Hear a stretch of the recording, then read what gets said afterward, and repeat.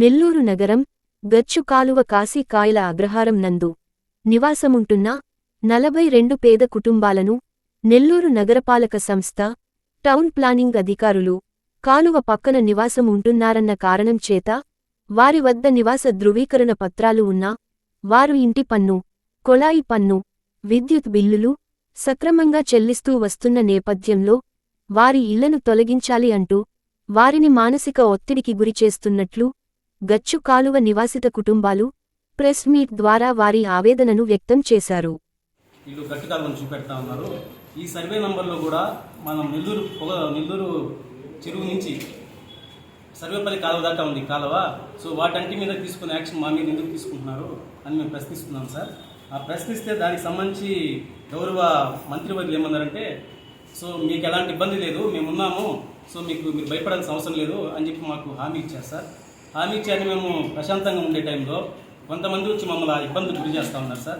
ఏమని ఇబ్బందులు గురి చేస్తూ ఉందంటే, మేము ఒక పార్టీకి సంబంధించిన వ్యక్తులు వచ్చి సో మీరు ఎలా ఉంటారు ఇక్కడ, మీకు ఏం అథారిటీ ఉంది ఇక్కడ ఉండడానికి, సో మీరు ఒకవేళ ఇక్కడ ఉండాలంటే మాకు ₹1,00,000 సుంకంలాగా మాకు కట్టండి అని చెప్పి అడగడం కాక, సో మా మీద టౌన్ ప్లానింగ్ అధికారులకి పదే కంప్లైంట్లు పెడతా, సో వాళ్ళకి మీరు నోటీసులు ఇవ్వండి, మీ నోటీసులు ఎందుకు ఇవ్వట్లేదు, వాళ్ళు కాలువ కట్టి మీరు ఉన్నారు కదా, మీరు నోటీసులు ఇవ్వండి అనేసి పదే మమ్మల్ని బెదిరింపులు గురి చేస్తూ ఉన్నారు సార్.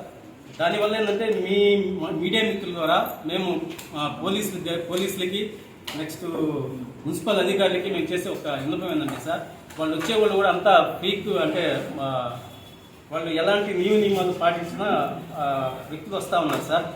సో దీనికి సంబంధించి పోలీసు వాళ్ళు కూడా పిలిపించి మాట్లాడారు సార్. ఏమని మాట్లాడంటే, మీరు ఎందుకు వాళ్ళని ఇబ్బంది పెడతా ఉన్నారు, మీకేం సంబంధము, మీరు అసలు ఉండే వ్యక్తులు కాదు, మీరు ఎందుకు వాళ్ళని ఇబ్బంది గురి చేస్తూ ఉన్నారని పోలీసులు వాళ్ళకి మాట్లాడారు సార్.